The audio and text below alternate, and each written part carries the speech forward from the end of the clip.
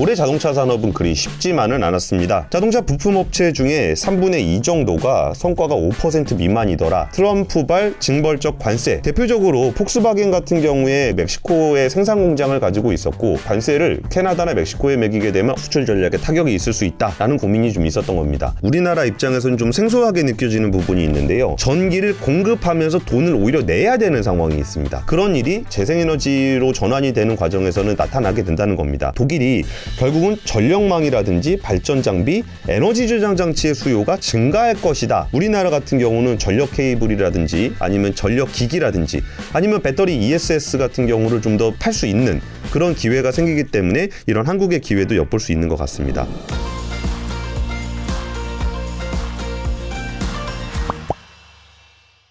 코트라와 3프로TV가 함께하는 손안의 해외시장 뉴스 시간입니다. 코트라에는 전 세계에 131개 무역관이 있는데요. 이 무역관에서 매일매일 생생한 현장의 정보들이 올라오고 있습니다.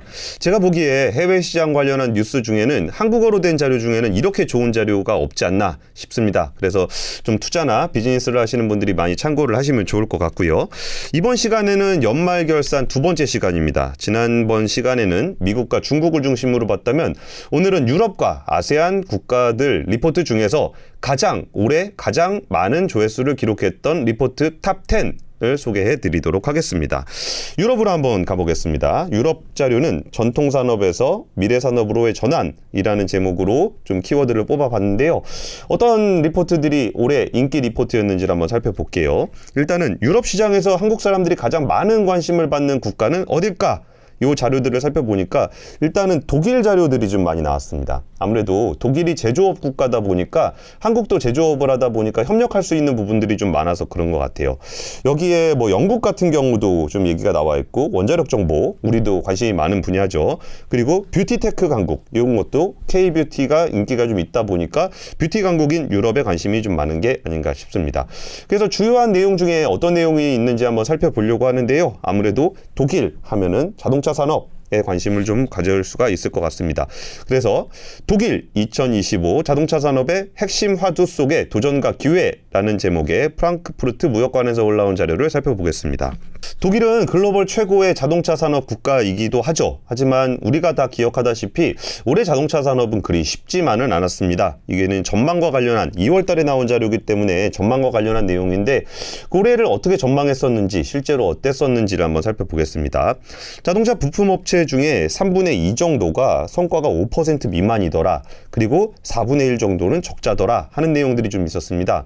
이 내용은 우리가 생각하는 것처럼 자동차 산업이 이제 국제 자유무역의 퇴조가 일어나면서 자동차 산업은 전반적으로 좀 어려움을 겪었습니다. 그리고 전기차로 급격하게 전환이 될 거라고 생각을 했었는데 전기차 전환이 그 전기차로 바로 이루어지지 않고 오히려 내연기관차가 많이 팔리는 모습들을 좀 보이면서 중소기업들을 중심으로 파산 위험까지 고조가 될 수 있다. 그리고 2024년에 일자리 감축이 좀 있었는데 2025년에도 지속될 전망이다 라고 올해 초에 전망을 했었죠. 실제로 2025년에 자동차 산업이 그리 좋지만은 않았습니다. 아무래도 이제 여기서 예상했던 것처럼 트럼프발 징벌적 관세 그리고 멕시코, 캐나다, 중국산의 수입품 대상으로 관세 협상들이 좀 있었죠. 멕시코, 캐나다 같은 경우는 유럽 자동차 회사들에도 영향을 많이 미쳤는데요.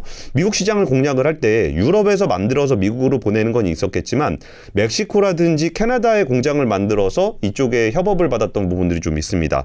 대표적으로 폭스바겐 같은 경우에 그 멕시코에 생산 공장을 가지고 있었고 캐나다에는 배터리 공장을 만들고 있는데 이 부분들이 미국에서 관세를 캐나다나 멕시코에 매기게 되면 어떤 일이 벌어질 수 있을까라는 부분에서 수출 전략에 타격이 있을 수 있다라는 고민이 좀 있었던 겁니다.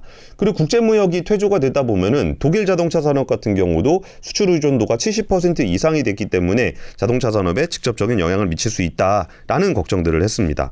그러면서 이제 유럽 같은 경우도 미국의 어떤 뭐 좀 막히게 되고 중국은 내수 중심으로 돌아가게 되면 신규 시장 발굴에 대한 고민들이 굉장히 많았습니다. 그래서 EU와 메르코스루 이게 이제 중남미 지역이죠.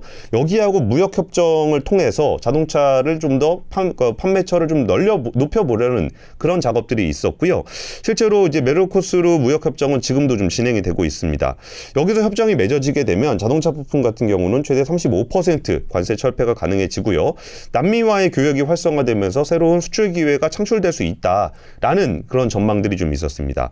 그리고 독일산 자동차 수출국이 다변화하는데도 남미나 중미가 좀 다변화되는데 유리할 수 있다.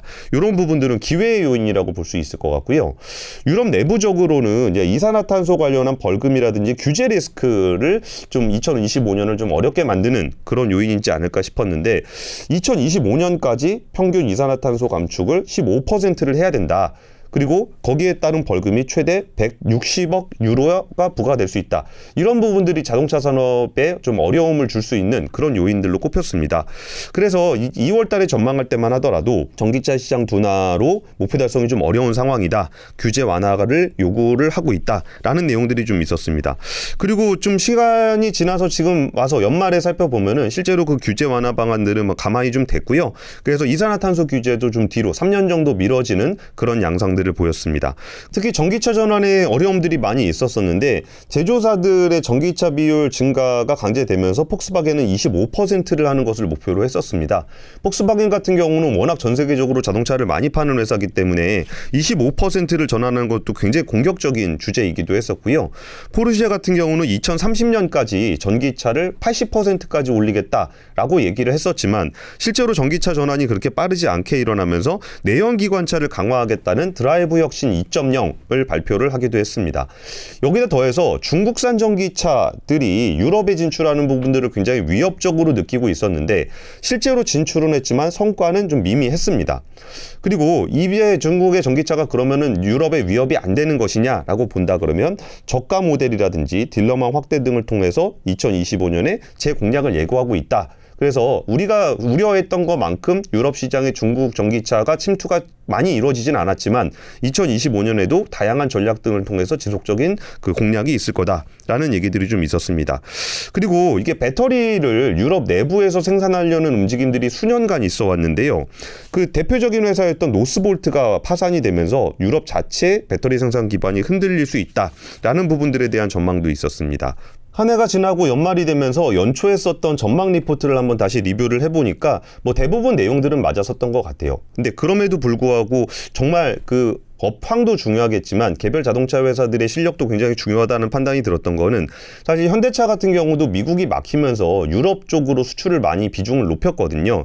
그러면서 그 현대차 유럽 법인의 수출액이 전년 대비해서 상반기 기준으로 9.2% 증가했거든요. 그러니까 오히려 현대차 같은 경우는 미국 시장이 안 좋았을 때 유럽을 공략했던 부분들이 오히려 좀 긍정적인 효과가 있었고 유럽 자동차 회사들은 그 업황 속에서 좀 어려움을 겪었다는 것이 올해 유럽 자동차 시장, 특히 독일의 자동차 산업에 미친 영향이 아닐까 싶습니다.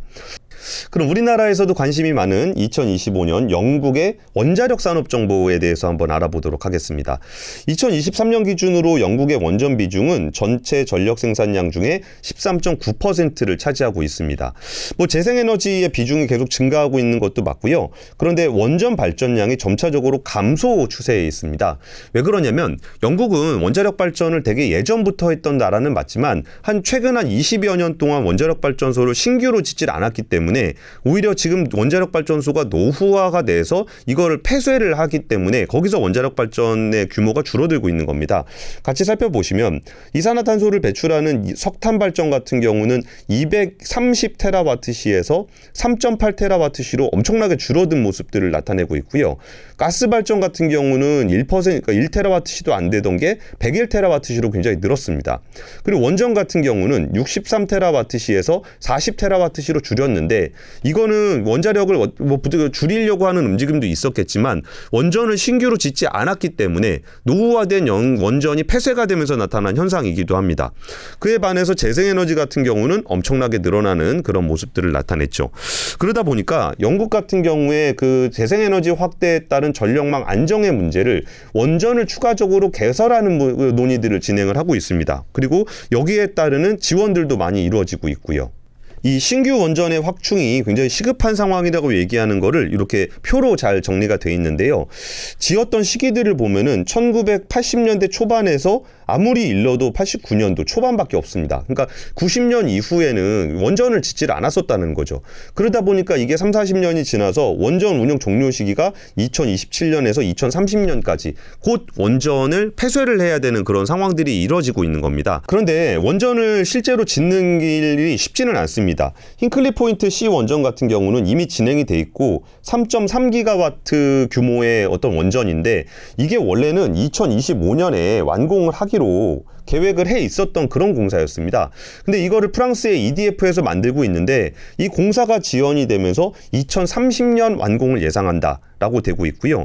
그리고 사이즈웰 같은 경우도 좀 진행이 되고 있어서 대형 원전 2기가 지금 짓고는 있는데 생각보다 좀 늦어질 수 있다라는 것에 대한 고민이 있는 겁니다. 그래서 조금 더 빠르게 진행할 수 있는 게 뭐가 있을까? 그래가지고 소형 원전, 소형 모듈러 원전인 SMR을 2030년까지 상용화하는 것을 목표로 하고 있는데요. 이 리포트에서 보게 되면은 2025년 6월에 최종 2개 기업을 발표할 예정이다라고 돼 있는데 이건 아무래도 이 리포트가 연초에 나왔던 리포트라 그렇고 제가 좀 업데이트를 해드리면은 그 당시에 경쟁을 했던 데가 롤스로이스, 홀텍, 히타치, 웨스팅하우스 이렇게 네 군데가 경쟁을 하고 있었습니다. 이 중에 우리나라랑 관련된 회사가 홀텍 같은 경우는 현대건설과 협력을 하고 있었고요. 롤스로이스 같은 경우가 두산에너빌리티랑 하고 있는데 그 롤스로이스라고 하면 우리나라에서는 이제 자동차를 중심으로 많이 생각하실 건데 그 롤스로이스의 어떤 자동차 부문들은 BMW로 넘어갔고요. 그 롤스로이스가 가지고 있는 그 기술들, 가스터빈 기술이나 이런 걸 기반으로 해서 SMR에 진출을 했는데 이 롤스로이스가 아무래도 영국 회사다 보니까 선정이 됐고 두산에너빌리티가 협력을 하고 있습니다. 여기서 아무래도 이제 코트라가 이 영국의 원전 현황에 대해서 좀 분석을 했던 이유는 여기서 우리나라 기업들이 어떤 사업 기회를 찾을 수 있을까라고 본다면은 영국 같은 경우는 원전 해체라든지 핵 연료라든지 이런 부분들에 좀 강점이 있습니다.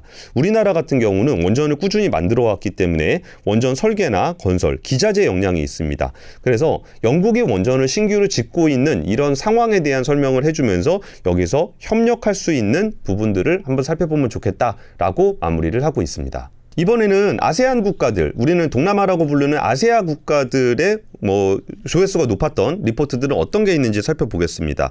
아무래도 우리나라하고 교역이 좀 많은 나라들의 이름들이 많이 보이는데요. 인도네시아나 베트남 같은 경우는 우리나라 기업들이 굉장히 많이 진출해 있는 국가입니다. 그러다 보니까 비즈니스를 할 때도 그쪽에 클러스터가 어느 정도 네트워크가 있기 때문에 오히려 이쪽에 관심이 좀 많은 것 같다라는 생각이 들었고요. 저는 좀 의외라고 생각이 들었던 것이 예를 들어서 향수 트렌드 같은 이런 굉장히 트렌디한 유행을 많이 타는 그런 눈길을 가는 리포트들이 많이 조회수를 얻었을 거라고 생각을 했는데 오히려 이렇게 경제 전망 리포트들이 순위에 높게 차지하고 있는 모습들을 볼 수가 있었습니다. 그래서 왜 그럴까에 대해서 좀 고민을 해보고 좀 알아보니까 이게 우리나라 경제 전망이라든지 미국 경제 전망 같은 경우는 쉽게 자료를 찾아볼 수 있습니다. 그런데 인도네시아라든지 베트남이라든지 태국 같은 국가들의 경제 전망을 찾아보기가 쉽지 않다라는 거죠. 코트라 같은 경우는 아까 말씀드렸던 것처럼 전 세계 181개의 무역관이 나가 있기 때문에 현지의 경제 전망들을 한글로 다 올려주고 있습니다. 그래서 현지에서 비즈니스를 하시는 분들은 예를 들어서 미국 시장이라든지 이런 데는 분석 자료를 찾아보기가 굉장히 쉽지만 그렇지 않은 국가들에 있는 분석 자료들은 오히려 코트라를 통해서 많이 자료를 얻고 있구나라는 부분들을 좀 확인할 수가 있었습니다. 그래서 국가별로 아세안 국가별로 어떤 식의 전망들이 있었는지를 살펴보겠습니다. 그럼 가장 조회수가 높았던 인도네시아의 경제 동향과 2025년 전망에 대해서 알아보도록 하겠습니다. 2025년의 예상 경제 성장률은 5.3%, 2029년 목표는 무려 8%입니다. 야, 이게 진짜 그 아세안 국가들의 성장률이 얼마나 높은가라는 부분들, 그리고 얼마나 빠르게 성장하고 있는가를 숫자로 좀 확인할 수 있었고요. GDP에 기여하는 비중을 보니까 제조업이 19%로 가장 높았고 도소매업, 농립업 수순이었습니다. 그런데 여기서 제가 좀 눈여겨봤던 그 인도네시아 경제 동향을 분석하면서 코트라가 지적하고 있는 부분이 뭐가 있냐면 성장 산업이 건설업, 보건복지업, 공공행정업 이라는 거고 성장이 둔화가 되고 있는 산업은 농립업, 광업, 제조업이라는 겁니다. 그러면 GDP 기여 비중이 높았던 제조업, 광업, 농립업이 오히려 성장이 좀 둔화가 되고 있고 그 건설업이라든지 보건복지업, 공공행정 부분은 내수산업이거나 재정산업인 경우가 많습니다. 여기에 대해서 코트라는 어떻게 분석을 해줬냐면 지난해에 선거가 있었다. 2024년에. 그래가지고 그 선거를 통해서 재정 지출이 굉장히 확대가 됐었고 코로나19 이후에 급격하게 올라갔던 원자재 가격이 하락을 하면서 광업 분야의 성장이 좀 둔화가 됐고 그리고 이제 그 국제적인 통상 마찰들이 좀 생기면서 제조업 쪽이 조금 더 둔화가 됐었다라고 좀 설명을 하고 있습니다. 그리고 농림업의 그 성장이 둔화가 됐었다라고 설명하는 부분에서 저는 이게 인도네시아는 이런 것도 경제 성장률에 영향을 미치는구나 싶었는데 코트라 분석에 따르면은 농림업의 성장이 둔화가 된 부분 기후 재난 자연재해 때문이라는 겁니다. 아무래도 자연재해가 기후변화 때문에 좀 더 빈번하게 발생을 하잖아요. 그리고 우리나라에 비해서 인도네시아는 그 자연재해의 영향을 좀 더 많이 받는데 심지어 이게 농업의 경제성장률에 영향을 미칠 정도로 분석 대상이 된다라는 부분들도 기후변화가 아세안 국가들에게는 경제성장률에 직접적인 영향을 미치는 요인이구나라는 부분들도 좀 색달랐습니다. 인도네시아의 그 무역 규모에 대해서 살펴보겠습니다. 아무래도 교역이 가장 많은 나라는 중국입니다. 총 1351억 불의 교역을 하고 있는데 적자가 103억 불이라는 겁니다. 일반적으로 중국은 굉장히 큰 시장이기 때문에 그쪽에다 수출을 많이 할 거다 라고 생각을 할 수 있는데 오히려 중국으로부터 수입되는 게 굉장히 많다라는 거는 그러다 보니까 적자가 나는 거죠. 이게 중국의 산업재라든지 자본재를 많이 수입을 하고 있구나라는 부분들을 좀 확인할 수가 있었고요. 한국과 무역에서는 흑자가 114억 불이다. 이게 우리나라 기준이 아니라 인도네시아 기준이기 때문에 인도네시아가 지금 흑자를 보고 있다라는 건 한국 입장에서는 적자를 보고 있다라는 거죠. 그러면 이 부분은 우리나라가 더 인도네시아에 많이 팔 것 같은데 왜 적지? 라는 부분들이 우리나라 기업들이 인도네시아에 굉장히 많이 진출해 있습니다. 그래서 우리나라가 현지에서 생산을 하게 되면은 한국에서 인도네시아로 수출하는 것들이 좀 줄어들기 때문에 우리나라 기업이 인도네시아에 많이 가게 되면서 인도네시아 입장에서는 흑자 규모가 늘어났다라는 거고 이거는 사실 그 교역 폭으로만 봤을 때는 그렇게 뭐 많이 차이가 나진 않기 때문에 이 부분들이 우리나라의 현지 진출이 굉장히 적극적으로 이루어지고 있구나. 그러다 보니까 코트라의 인도네시아 관련한 자료가 조회수 상위권에 올랐구나라는 부분들도 좀 확인할 수 있었던 것 같습니다. 미국과 관련해서는 이게 지금 수출이 그러니까 수입에 비해서 수출이 굉장히 좀 높은 상황이긴 한데 여기서 좀 전망을 하면서 좀 걱정을 했던 게 미국 같은 경우는 인도네시아 입장에서 대표적인 흑자 국가입니다. 무역을 하면 흑자를 보는 국가라는 건데 여기다가 많이 팔고 있는 게 팜유라든지 아니면 에너지라든지 석탄, 니켈 같은 원자재들의 어떤 수출이 많았는데 미국이 무역 장벽을 올리게 되면은 교역상에서 좀 불이익을 볼 수 있다라는 부분들이 우려가 되는 부분이라고 합니다. 그런데 인도네시아의 다양한 수치들을 봤을 때 2025년 경제 전망이 그렇게 밝지만은 않다라는 것들을 좀 느낄 수 있는 부분이 있었는데요. 인플레이션율, 물가 상승률이 1.57%로 역사적 최저수준입니다.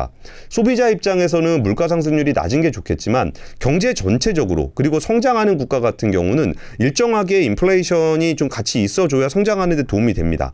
근데 경기가 그렇게까지 안 좋은 상황이 아닌데 역사적으로 최저수준이라는 거는 수요가 굉장히 좀 미약하다라는 것이고 그게 소비가 둔화가 되는 부분들이 디스인플레이션으로 갈 수 있다. 물론 디플레이션까지 가진 않겠지만 이 부분들이 경제 성장을 오히려 좀 발목을 잡는 부분이 있을 수 있다. 그리고 그 요인 중에 정부가 연료나 전기 가격의 안정을 유지하기 위해서 통제를 하고 있기 때문에 이 부분들에 대한 수요가 좀 약해지고 인플레이션이 낮게 나타나긴 하지만 이 정도의 수준이라고 한다 그러면은 경제 성장률을 저해할 수도 있는 수준인 거예요. 이게 인도네시아의 인플레이션 상황을 보면은 이쪽에서 급격하게 떨어지는 부분들을 볼 수가 있잖아요.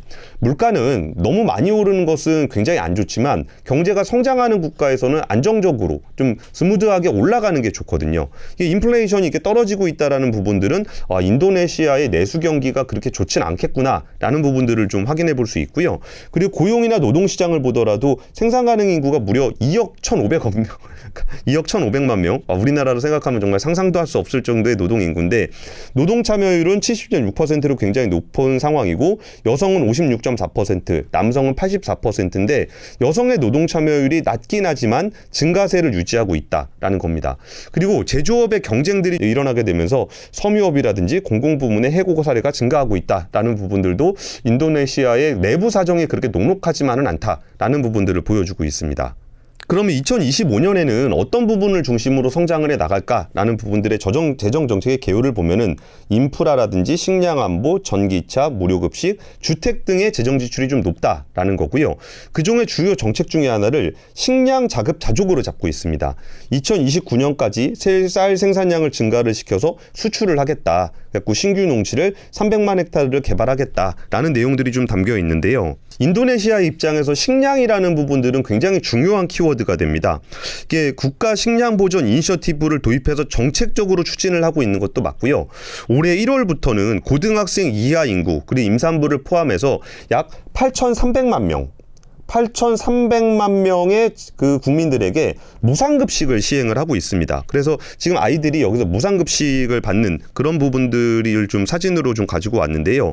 취지는 미래 인적 자본의 건강에 투자하는 프로젝트라고 하는데 이게 재정적으로 부담이 엄청나게 큰 상황이 좀 되고 있고 이 재정에 부담이 되다 보니까 공공인프라 투자가 굉장히 줄었었고 그리고 이 그 무상급식을 하고 있는 부분들에 대한 시스템을 군이 좀 운용을 하고 있기 때문에 비효율도 좀 발생을 하고 있습니다.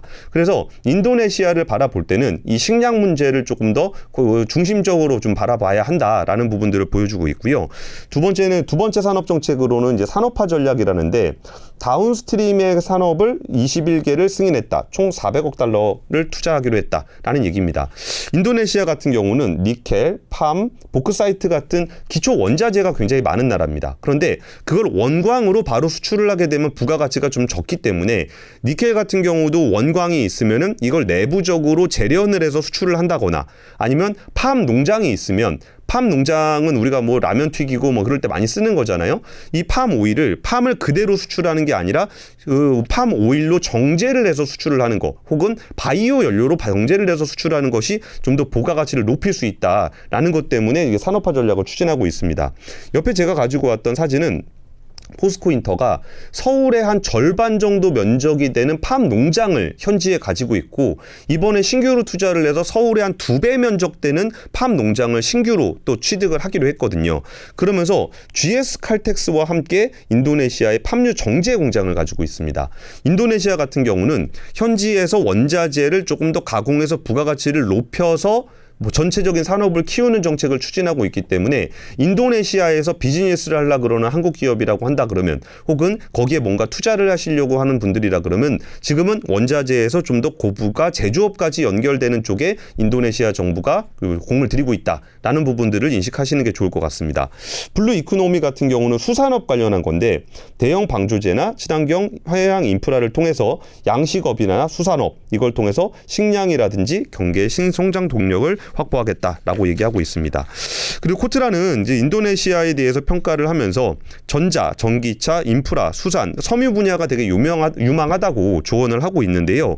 그러면서도 이게 아무래도 공공기관이다 보니까 굉장히 완곡한 표현을 쓰고 있는데 정책 변화의 속도가 빠르니 지속적인 모니터링이 필수적이다라고 언급을 하고 있습니다.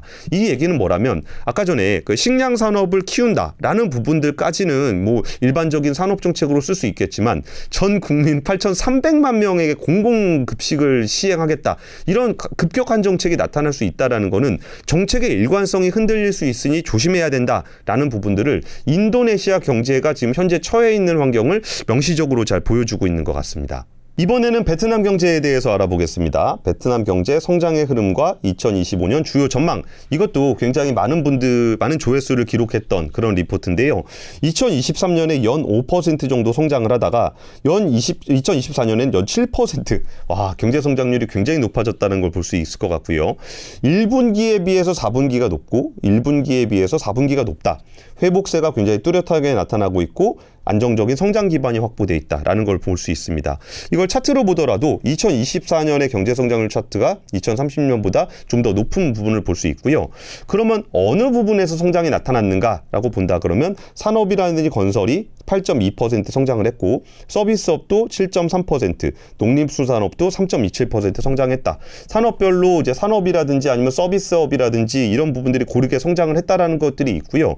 아까 인도네시아 얘기할 때 이게 자연재해의 문제 때문에 농업에서의 성장률이 굉장히 둔화가 됐다라는 표현이 좀 있었는데 베트남 같은 경우는 농림수산업이 3.2% 생각보다 좀 적게 성장했지만 홍수나 자연재해의 영향에도 불구하고 굉장히 선방을 했다라는 있다라는 부분들을 보여주고 있습니다. 우리나라 입장에서 생각해 봤을 때는 아세안 국가들은 자연재해, 기후변화로 인한 영향을 생각보다 많이 받는구나 라는 부분들을 다시 한번 확인할 수 있었고요.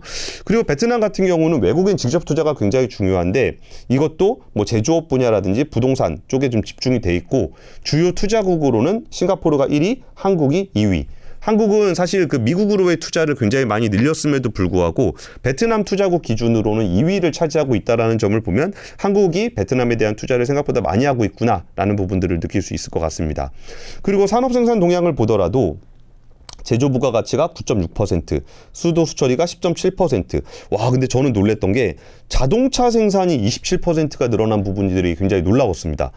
베트남 하면은 우리 인식 속에는 저부가 제품을 만드는 국가라는 인식을 좀 가지고 있는데 자동차 생산이 이렇게 늘어나고 있다라는 거는 베트남의 산업 전환이 생각보다 굉장히 빠르게 나타나고 있구나. 뭐 TV 같은 경우도 18.6%가 좀 늘어났고요. 그러면서 오히려 LPG, 가스나 에너지 쪽은 좀 감소하고 있다라는 부분도 베트남 어떤 경제에서 눈여겨볼 수 있는 포인트인 것 같습니다. 그리고 이 자동차가 왜 이렇게 많이 늘었지? 라는 리포트도 다른 분들의 시각도 저랑 비슷한 것 같아요. 이 조회수가 많이 나왔던 리포트 중에 2025년 베트남 자동차 산업 정보라는 호치민 무역관에서 작성한 리포트도 조회수가 굉장히 상위에 랭크가 됐었는데요. 그러면은 어떤 차가 제일 인기가 많았는가라고 했을 때 의외로 빈페스트 시리즈가 32,000대로 1위를 차지했습니다. 빈페스트는 베트남에 있는 그 자동차 기업인데요. 여기서 32,000대가 판매를 하면서 1위를 했다라는 거는 이전까지만 하더라도 보통 현대나 도요타가 1등을 했었는데 지금 인기 차종 기준으로 보더라도 빈페스트 시리즈가 1등을 했었고 브랜드별로 살펴봤을 때 그 전년도만 하더라도 현대가 도요타를 꺾고 1위를 차지했다라는 보도들이 있었는데 이걸 2024년 기준으로 보니까 빈페스트가 17.6%로 1위를 차지하고 있다라는 부분도 베트남의 어떤 자동차 산업의 변화를 굉장히 좀 극명하게 보여주는 통계인 것 같습니다. 베트남 같은 경우는 전반적으로 제조업이라든지 아니면 서비스업 자체가 굉장히 좀 견조한 안정세를 좀 보이고 있고 성장세를 보이고 있는 건 맞는 것 같은데요. 그러면 2025년에는 어떤 부분을 눈여겨봐야 될 것인가 라는 부분에서 동해 환율을 여기 차트로 이렇게 보여줬는데 왜 동해 환율을 많이 보여주고 있냐면 베트남에 진출하는 우리나라 기업들이 베트남 내수 시장을 타겟으로 하는 비중은 상대적으로 크진 않습니다. 오히려 베트남에서 생산을 해서 해외로 수출을 하기 위한 기주로 많이 활용을 하고 있는데 그럴 때 동해 변동성이 베트남 동해 변동성이 워낙 컸기 때문에 이 동해 변동성이 크게 되면은 그 베트남에 진출한 한국 기업들에게도 데미지가 좀 있거든요. 그래서 2024년에 동해 평가 절하가 5% 정도 발생을 했었고 이거는 외환 보유액이 부족하고 글로벌 긴축 우려를 좀 반영한 것 같다. 그리고 글로벌 경기가 둔화될 경우 수출이 위축될 가능성이 있다. 그래서 한국 기업의 진출 확대 여지가 있기는 하지만 철저한 모니터링이 필요하다라는 이야기를 좀 했습니다.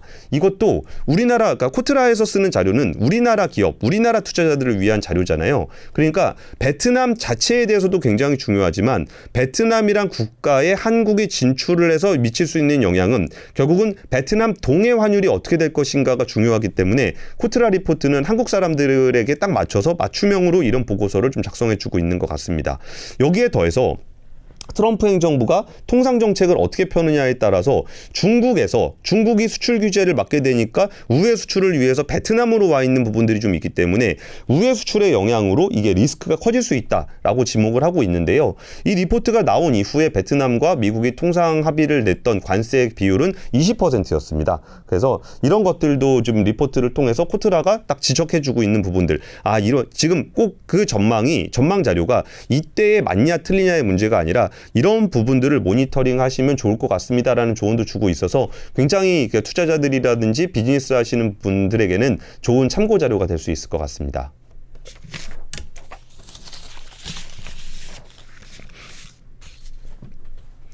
예, 코트라와 함께하는 그 손안의 해외시장 뉴스를 좀 진행을 해봤는데요. 우리가 지난 시간에 이어서 이번 시간까지 올해 내에 미국과 중국 유럽과 아세안 리포트들 중에 어떤 그 리포트가 가장 눈길을 끌었는가라는 부분들을 살펴보면서 사람들이 이런 쪽에 관심을 더 많이 갖고 있구나라는 부분들을 확인해 볼 수 있어서 저도 한 해를 정리하는 느낌으로 굉장히 이번 리포트를 보면서 굉장히 좀 즐거운 시간이었던 것 같습니다. 코트라 해외시장 뉴스와 함께하는 손안의 해외시장 뉴스는 다음에 또 찾아뵙겠습니다. 감사합니다.